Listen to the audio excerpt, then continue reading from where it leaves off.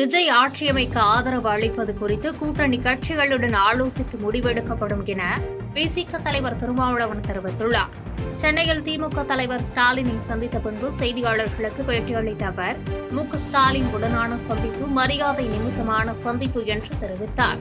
மேலும் இந்த சந்திப்பின் போது தேர்தல் முடிவுகள் சிறுபான்மையினரின் வாக்குகள் குறித்து பேசியதாக விளக்கினார். தாவைக்கு ஆதரவு கேட்பது குறித்து ஆலோசித்து முடிவெடுக்கப்படும் என்று விளக்கமளித்த திருமாவளவன், விஜய்க்கு காங்கிரஸ் ஆதரவளிப்பதால் பாஜக ஆளுநர் மூலமாக விஜய்க்கு நெருக்கடி கொடுப்பதாக சாடினார். மரியாதை நிமித்தமான சந்திப்பு நம்ம கூட்டணியில் தான் இருக்கிறோம். மரியாதை நிமித்தமான சந்திப்பு தமிழக வெற்றி கழகம் அழைப்பு விடுத்திருக்காங்க. ஒரு சூழல் ஏற்பட்டிருக்கு. இரண்டாவது முறை ஏற்கனவே சொல்லியிருக்கிறோம். நாங்கள் உயர்நிலை குழுவில் முடிவெடுப்போம்னு. கம்யூனிஸ்ட் கட்சிகள் நாளைக்கு பேசி முடிக்கிறாங்க.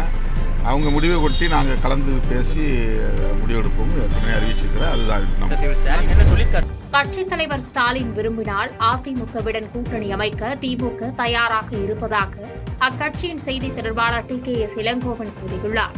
சென்னையில் செய்தியாளர்களிடம் பேசிய அவர், காங்கிரஸ் கட்சி இந்தியா கூட்டணியை சிதைப்பதாக குற்றம் சாட்டினார். மேலும் புதிய அரசு அமைய 6 மாதங்கள் வரை எந்த இடையூறும் செய்யப் போவதில்லை என்று ஸ்டாலின் ஏற்கனவே அறிவித்துள்ளதாக சுட்டிக்காட்டினார். அதே சமயம் அரசியல் சூழல் மாறினால் தலைவரின் முடிவுக்கு கட்டுப்பட்டு அதிமுகவுடன் கூட்டணி வைக்கவும் தயங்க மாட்டோம் என தெரிவித்துள்ளார்.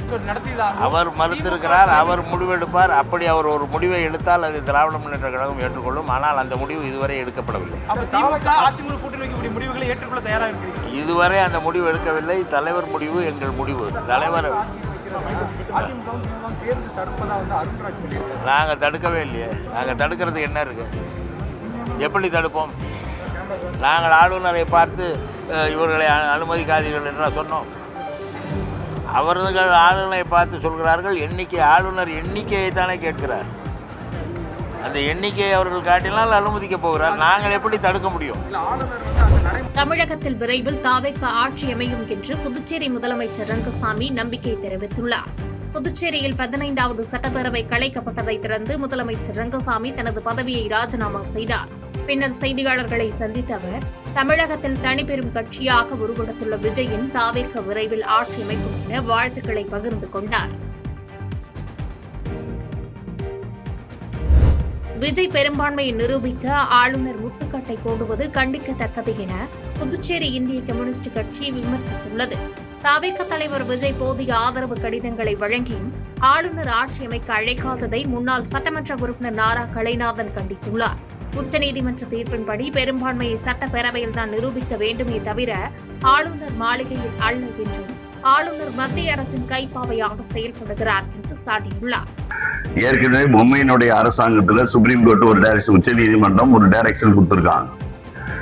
எவ்வளவு பேர் மெஜாரிட்டி இருக்கு அப்படின்றத நிரூபிக்க வேண்டிய அவசியம் இப்ப கிடையாது. ஃப்ளோர் தான், சட்டப்பேரவையினுடைய ஃப்ளோர்ல தான் எவ்வளவு பேர் என்பது. அப்போ அவர் கடிதம் கொடுத்திருக்கிறார், தாவேகா கடிதம் கொடுத்திருக்கிறது. தாவேகா அவருடைய கடிதத்தின் அடிப்படையில் அங்க இருக்கக்கூடிய கவர்னர் அதை ஏற்றுக்கொண்டு அவரை ஆட்சி அமைக்க அழைத்திருக்க வேண்டும். அவர் பதவி பிரமாணம் செய்து கொண்டு அவருக்கு வேண்டிய அவகாசம் கொடுக்கணும். 10 நாளோ 15 நாளோ அல்லது 1 மாசமோ, சில சட்டப்பேரவைகளில் 1 மாதம் கூட அவகாசம் கொடுத்துருக்காங்க. அப்போ வேண்டிய அவகாசத்தை தாவேகாவுக்கு கொடுக்க வேண்டும். தாவேகா அந்த ஃப்ளோர்ல சட்டப்பேரவைக்குள் அவங்களுடைய பலத்தை நிரூபிப்பதற்கான காலவாசி.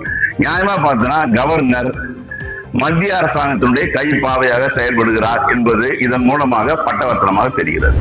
ஆம்பூரில் எச்சில் துப்பிய விவகாரத்தில் ஏற்பட்ட மோதலில் தந்தை பாட்டிலால் குத்தி கொலை செய்யப்பட்ட நிலையில் படுகாயமடைந்த மகன் தீவிர சிகிச்சை பெற்று வருகிறார்.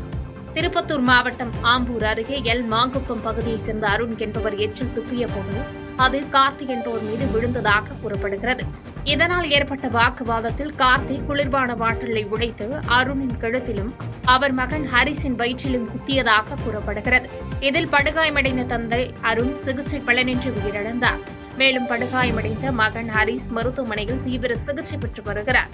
இந்நிலையில் தப்பியோடிய கார்த்தியை உமராபாத் போலீசார் கைது செய்து இதுகுறித்து தீவிர விசாரணை நடத்தி வருகின்றனர்.